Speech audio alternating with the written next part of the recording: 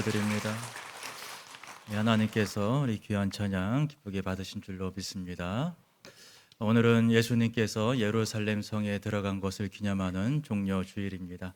오늘 예수님께서 예루살렘 성에 입성하셔서 일주일 동안 십자가의 길을 준비하셨습니다. 그래서 오늘부터 시작해서 예수님의 마지막 일주일이 시작이 되고 금요일 날 예수님께서 십자가에 못 박혀서 죽임을 당하시게 됩니다. 예수님께서 예루살렘 성에 들어가실 때 예루살렘 백성들이 예수님을 아주 뜨겁게 환영을 했었습니다. 예수님이 지나가시는 길에 자기들의 옷을 벗어서 마치 레드카펫을 까는 것처럼 길가에 펼쳐 놓기도 하고요. 그리고 예수님한테 환호성을 부르기도 했었습니다. 마치 예수님께서 개선 장군을 환영하는 것처럼 그렇게 예루살렘 백성들이 예수님을 환영했는데요. 요한복음에 나오는 말씀을 보면은 이 사람들이 손에 종려가지를 들고 예수님을 환영했다라고 말씀을 하고 있습니다. 이 종려나무라는 것은 쉽게 말하면 야자나무를 말하는 것입니다. 이 야자나무의 가지가 아주 크고 그리고 부채 모양으로 아주 멋지게 펼쳐져 있는데요. 그런 가지들을 꺾어와서 흔들면서 예수님을 환영했습니다. 이 종려나무 가지는 전통적으로 영광이나 승리를 상징하는 의미가 담겨 있었습니다. 이런 영광 또 승리를 상징하는 종려나무 가지, 그 가지를 들고 흔들면서 예수님을 환영했다라는 것, 그거는 예루살렘 사람들이 예수님한테 무엇을 기대하고 있었는가, 그 사실을 보여주고 있는 것입니다. 예수님이 이스라엘 백성들을 다시 영광스럽게 해주실 분, 예수님이 우리에게 승리를 주실 분, 그런 기대가를 가지고 종려나무 가지를 흔들면서 예수님을 환영했던 것입니다. 이 당시 이스라엘 백성들은 로마의 지배를 받고 있었습니다. 이 강력한 제국 로마를 물리치고 이스라엘 나라를 다시 회복시켜 주기를 예수님께 기대했던 것입니다. 그 옛날 다윗 시대처럼 다윗 같은 위대한 왕이 되어서 우리에게 이 나라의 독립을 주십시오. 우리에게 그런 영광과 승리를 주십시오. 예수님한테 그것을 기대하면서 이 종려나무 가지를 흔들고 있었던 것이죠. 그런데 좀 이상하지 않습니까? 예수님이 예루살렘에 온 게 이번이 처음이 아니에요. 예수님은 이전에도 예루살렘에 여러 번 오셨습니다. 예수님은 명절 때마다 절기가 있을 때마다 갈릴리에서 예루살렘에 오셔서 예루살렘에 사는 사람들하고 이야기도 나누시고 성전에서 말씀도 가르치시고 그런 일 했었습니다. 그런데 이전에는 예수님이 오실 때 이렇게 환영하지 않았거든요. 그런데 왜 이때에 갑자기 사람들이 손에 종려가지를 들고 예수님한테 환호성을 지르면서 이렇게 예수님을 환영하는 것일까요?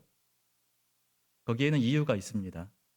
왜냐하면 바로 직전에 예수님께서 놀라운 기적을 행하셨기 때문이에요. 바로 예수님이 죽은 나사로를 살리신 것입니다.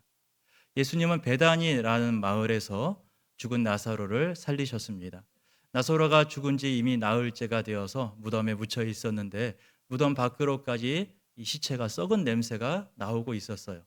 근데 그런 상황에서 예수님이 무덤 안에 묻힌 나사로를 향해서 외치시는 것입니다. 나사로야 나오라 라고 말씀하셨을 때에 이 죽은 자가 이 생명의 주인이신 예수님의 말씀을 듣고 이 명령에 순종하면서 걸어 나오는 것입니다. 죽음의 권세가 나사로를 잡고 있을 수가 없었던 거예요. 생명의 주인이신 예수님의 명령 속에서 생명이 죽은 나사로한테 다시 찾아왔던 것입니다. 그래서 이 나사로가 죽었었다가 다시 살아나서 무덤 밖으로 걸어오는 이런 놀라운 기적이 일어났던 것입니다. 그런데 예수님께서 이 나사로를 살리셨던 베다니라는 마을은 바로 예루살렘 코앞에 있는 마을이었어요. 예루살렘에서 걸어서 30분이면 갈 수 있는 아주 가까운 마을이었습니다. 그러니까 예수님이 나사로를 살리셨다라는 소문이 예루살렘에 쫙 퍼져 있는 것입니다. 이런 나사로를 살리시고 나서 얼마 지나지 않아 유월절 명절이 찾아온 게 된 거예요. 유월절에 많은 사람들이 명절을 지키기 위해서 예루살렘에 모였습니다. 그렇게 모인 많은 사람들에게 예수님이 나사로를 살리신 이야기가 퍼진 것입니다. 사실 예수님은 이제 갈릴리에서 주로 사역을 했기 때문에 예수님이 갈릴리에서 하셨던 이런 기적이나 그런 말씀들을 예루살렘 사람들은 잘 모르고 있었어요. 그런데 예루살렘 코앞에 있는 베다니에서 예수님이 나사로를 살리시면서 이 소문이 이제 예루살렘 사람들도 다 알게 되는 것입니다. 죽은 사람을 살리신 저분이 메시아가 아니겠느냐. 죽은 나사로를 살린 것처럼 지금 죽어 있는 이스라엘 나라를 회복시켜 준 그분이 저 예수님이 아니겠느냐. 이런 기대감이 이 당시 예루살렘 사람들 가운데 가득하게 퍼져 있었던 것입니다. 그러니까 이때에 예루살렘 사람들이 예수님을 이처럼 뜨겁게 환영하고 있는 것입니다. 그리고 예수님도 지금 이때를 굉장히 특별하게 생각을 하셨어요. 그래서 예수님도 평소와는 좀 다른 모습을 보이시는데요. 예수님이 평소에 하지 않던 일을 하나 하십니다. 그것은 바로 나귀를 타고 예루살렘에 들어가셨다라는 것입니다. 사실 나귀라는 것은 뭐 그렇게 특별한 동물은 아닙니다. 이 당시에 일상적으로 많이 쓰던 그런 동물이에요. 짐을 싣기도 하고 또 사람들이 타고 이동하기도 하고, 뭐 예루살렘에 사는 대제사장 그런 같은 고위 직분자들은 주로 여행할 때 나귀를 타고 여행하곤 했습니다. 그래서 사람이 나귀를 타고 다니는 것은 하나도 이상한 일은 아니었어요. 그런데 예수님이 나귀를 타셨다라면은 그거는 굉장히 특별한 일입니다. 왜 그렇겠습니까? 예수님은 평소에 걸어 다니시거든요. 나귀를 타고 다니신 적이 한 번도 없으십니다. 그런데 그분이 나귀를 타고 예루살렘 성으로 들어온다라는 것은 예수님이 지금 이때를 굉장히 특별하게 생각하고 있다라는 것을 보여주는 거예요.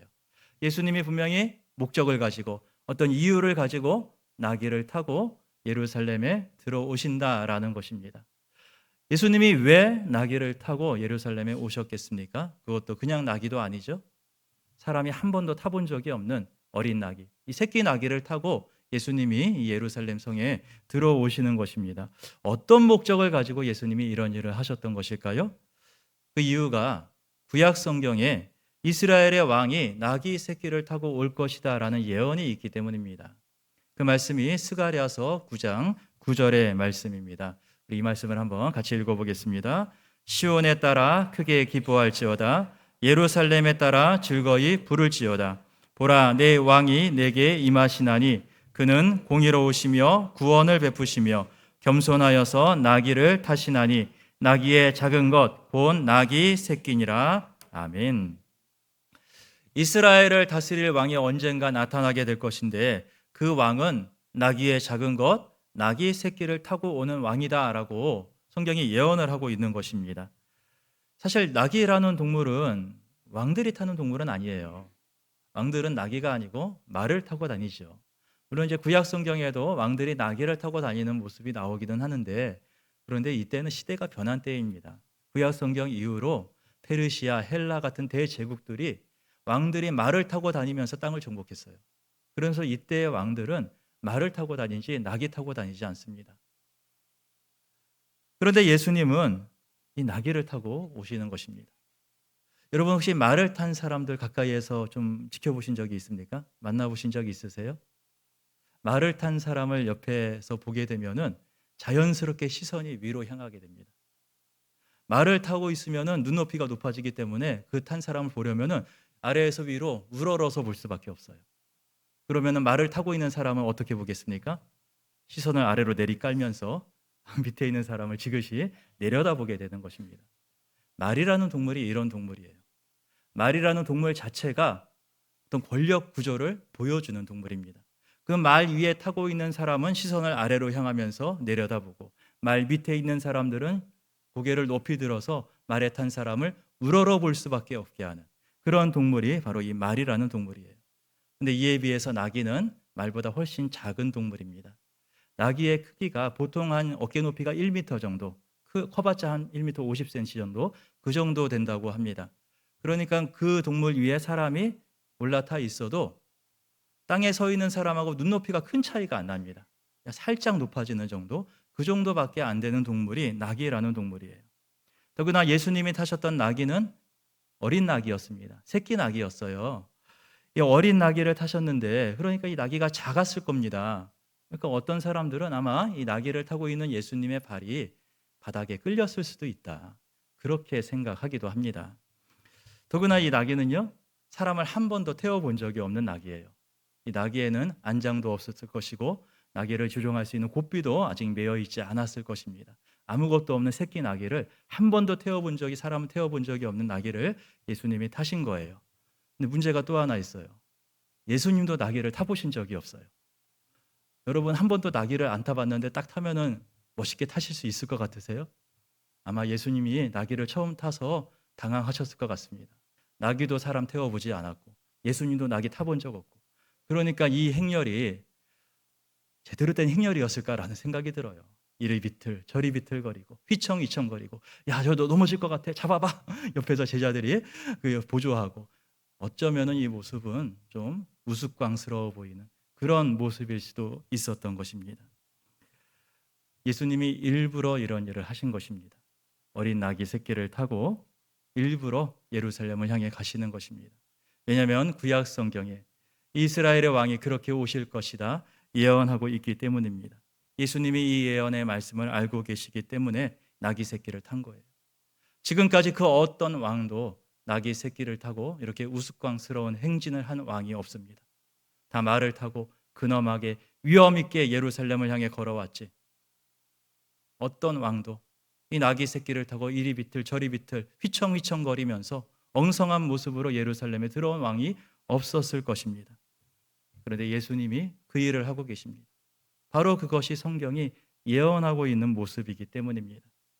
이 스가랴서에서 말씀하고 있는 이스라엘의 왕은 이처럼 겸손한 왕이라는 것입니다. 세상의 왕들은 다 높은 곳에서 군림하는 사람들입니다. 말 위에 올라타서 내려다보면서 명령하는 그런 왕들입니다. 하지만 우리의 왕이신 예수님은 자기 백성들과 눈높이를 같이 하는 분이다. 그것을 이 나귀 새끼를 타고 보여주시는 거예요. 우리의 왕이신 예수님은 우리와 함께 길을 걷는 분이다라는 것을 보여주고 계신 거예요. 우리가 살아가는 인생 속에서 우리도 그렇지 않습니까? 어린 아기처럼 이리 비틀거리고 저리 비틀거리고 휘청휘청 거리면서 인생을 살아가요. 예수님이 이 어린 나귀를 타고 오시면서 그것을 말씀하고 있는 것입니다. 너가 비틀거리면서 걸어가는 길 내가 동행하겠다. 휘청거리며 가는 길이라 할지라도 나도 그 길을 함께 가겠다. 예수님 그것을 우리에게 보여주고 있는 것입니다. 예루살렘 사람들이 이처럼 뜨겁게 예수님을 환영하고 있었는데 사실 예수님은 그런 환영 별로 관심이 없으셨을 것 같아요. 예수님은 그저 자신이 어떤 분이신지를 보여주고 싶으시는 것입니다. 이 작고 어린 나귀를 통하여서 예수님은 겸손하게 자기 백성들과 눈높이를 같이 하며 비틀거리며 걸어가는 인생길 함께 걸어가는 왕이시다. 그것을 우리에게 보여주고 있는 것입니다. 사실 이때 예수님 마음 굉장히 편하지 않았을 것 같습니다. 왜냐하면 예수님은 아시기 때문이에요. 지금 예수님을 환호하면서 그렇게 뜨겁게 예수님을 맞이하고 있었던 이 사람들이 며칠 후에는 예수를 십자가에 못 박으라 그렇게 말하게 될 것 예수님 알고 계셨습니다. 그러니까 아마 이때 예수님은 마음이 안타깝고 슬프셨을 것 같습니다. 그 모습이 오늘 보면 41절에서 말씀하고 있는데요. 가까이 오사 성을 보시고 우셨다라고 말씀을 하십니다. 예수님께서 이 감난산 꼭대기에서부터 이 나귀를 타고 예루살렘 성을 향해 내려가셨습니다. 감난산은 예루살렘 동쪽에 있던 산입니다. 그 산 꼭대기에서 보게 되면은 예루살렘 시내가 한눈에 다 들어온다라고 그래요. 예수님 그 꼭대기에서부터 예루살렘 성을 위에서부터 바라보시면서 천천히 예루살렘 성을 향해서 가셨을 거예요. 그리고 성문 앞에 이르렀을 때 그때 예수님이 울기 시작하는 것입니다. 여기서 울었다라고 표현된 헬라어 동사가 에클라우센이라는 말입니다. 이 에클라우센이라는 말은 그냥 울었다라는 말이 아니고 통곡했다라는 뜻을 갖고 있는 말입니다. 예수님이 성 앞에서 통곡을 하시는 것입니다. 소리 내어서 통곡하며 울고 계십니다. 왜 이렇게 우시는 걸까요? 예루살렘 성의 멸망이 예수님의 눈에 보이기 때문인 거예요. 43절 말씀부터 보면은 날이 이를지라 내 원수들이 토돈을 쌓고 너를 둘러 사면으로 가두고 또 너와 및 그 가운데 있는 내 자식들을 땅에 메어치며 돌 하나도 도리에 남기지 아니할 것이다. 예수님께서 말씀하십니다. 예수님께서 지금 하시는 이 말씀은 앞으로 약 40년 후에 예루살렘 성에 실제로 이루어질 일을 말씀을 하시는 것입니다. 주 70년경에 로마의 군대가 예루살렘 성을 완전히 파괴하고 함락시켜 버렸습니다. 이 유대인들이 자꾸 반란을 일으키니까 로마 사람들이 이 반란의 근거지를 아주 없애버리겠다 하면서 예루살렘을 싹 다 파괴해 버린 거예요.